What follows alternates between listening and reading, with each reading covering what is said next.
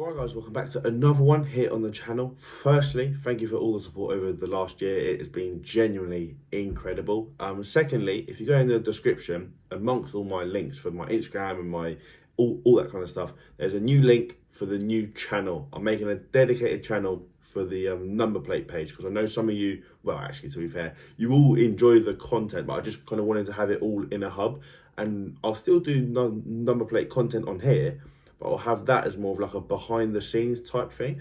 So if you do want to show any support, go in the description. Y3S plates, obviously, on YouTube. I'm going to start doing some content, as I said, behind the scenes. But today, we're talking about my last year, or my first year in business. So obviously, if you don't know, up there, that's my plate business. I make plates, anything from sticky pads to 2D replacement for your trailer to 4D gel, hex, tinted, whatever. I offer pretty much everything, and that is what we're going to be talking about today, because I started last year, well, long story, but essentially I started last year doing 2D, 3D, 4D. I now offer a wide array of things. I've got other brands working on my website as well. So it's been an incredible year. I'm very proud to call it my own. So if you do enjoy what's to come, if you do enjoy what has come, please leave a like and subscribe. And as I said, go check it out in the description. Even if you go follow the Instagram, whatever it may be, it all does mean a lot to me. So quick backstory. I had the big business from 2020 to 2023.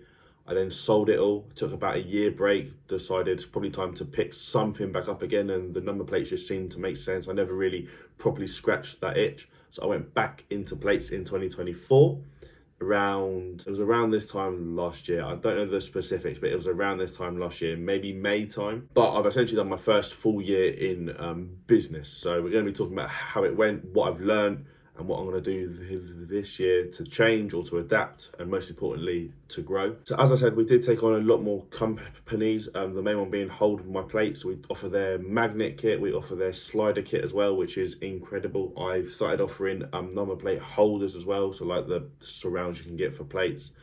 I am going to start offering bike plates. I always get phone calls saying, can you do a bike plate, can you do like a jack plate? I'm going to start offering all that kind of stuff in the next month or two. I also started offering, as I said, hex plates, tinted plates, which some are like for show use, some are for road use, but at the end of the day, it's all a plate. Whether you put it on your wall like me, or you can actually put it on your car, it all looks sick. I also started 4D gel, so it's essentially 4D base with 3D on top to make it 6mm thick. They look amazing in my opinion. They're a big seller as well. I've just expanded the business and become more, how could I even forget? I offered key rings as well. I started offering key rings, which has been a great seller. And it's like, in business, you've got to make sure you're adapting, and just offering one thing may be great, but if you can offer 2, 3, 4, or in my case, I don't even know how many things I offer now, but just offer enough to where people, it's essentially like a one-stop shop. Like, I don't want someone coming to me for plates and then having to go somewhere else for sticky pads, and then, oh, I want a key ring, going somewhere else. You can come to me, you buy your plates, the plates include the sticky pads, you can buy a key ring to match, boom, one-stop shop. That's the goal anyway. I mean, it started off quite big because I was promoting it on social media. One thing about me is I'm quite tight, and I don't pay for a couple of adverts like on Facebook and stuff, but to be honest, I don't really pay for any adverts. It's all organic, which I'm really proud of. It does mean it's inconsistent though, so some months like February, I think was the quietest month I've ever had. I'm happy to admit that. But March, I'm also happy to admit, was the busiest month I've ever had. And yes, that does top December, Christmas month. Christmas month was insane. But what I found with Christmas was, because it was cold and wet, people were crashing, so they kept cracking their front plate. So I kept having phone calls saying, oh, I need a new plate, I'm in the area, and that's another thing which is so special about my business. I'm the only one in my area who offers number plates. Obviously you've got like Halfords and stuff, but everyone knows it's not the same. And price wise, I'm better. Google wise, I rank above Halfords. I'm the top one in the area.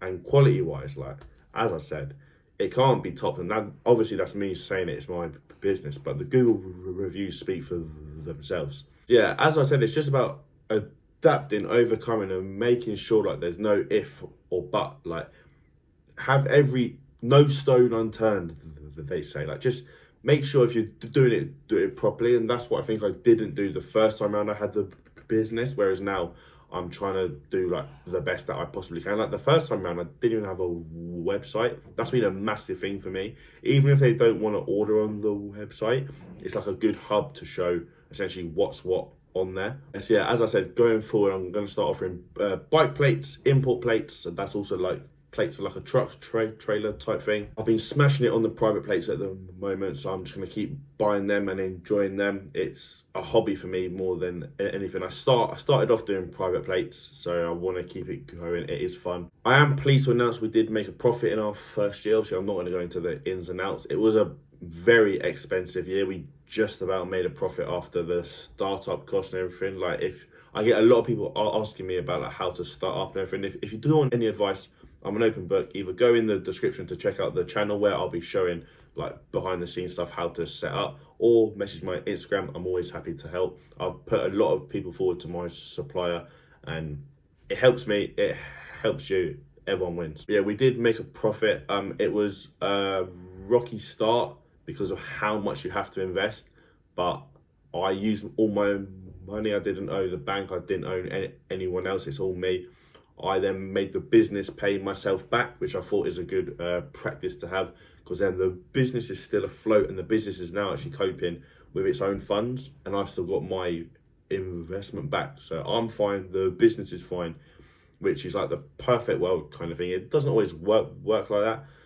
You can sometimes borrow from a bank, or sometimes you need to, but I'm fortunate enough to where the business, Touchwood, has essentially survived for itself now, and I am proud of that, as I said. Financially, for this upcoming year, I'm just going to keep at it. I'm offering quite a lot of stuff. I don't want to overdo it, but at the same time, like, I think I'm in a good space at the moment. As I said, I'm essentially the only one in the area, and it shows. Like, I get a lot of phone calls. I will be buying a business phone. At the moment, I do it all off my personal phone, and it's a first world problem, but it is a pain, absolute pain. My phone keeps going off. You've got to do the Instagram, phone calls, texting, while trying to have a full-time job as well. So I'm going to get a work phone. I'm also potentially going to open up a place. Obviously, I run it all from home, and I'm going to try to do that for as long as I possibly can. I haven't outgrown it at the moment. I just kind of want my own place. But my only fear is, as I said, in February, it was a very quiet month. And if I have another quiet month or whatever, the bills and the overheads are still there. Whereas now my overheads are like, there aren't much. There isn't much, whatever.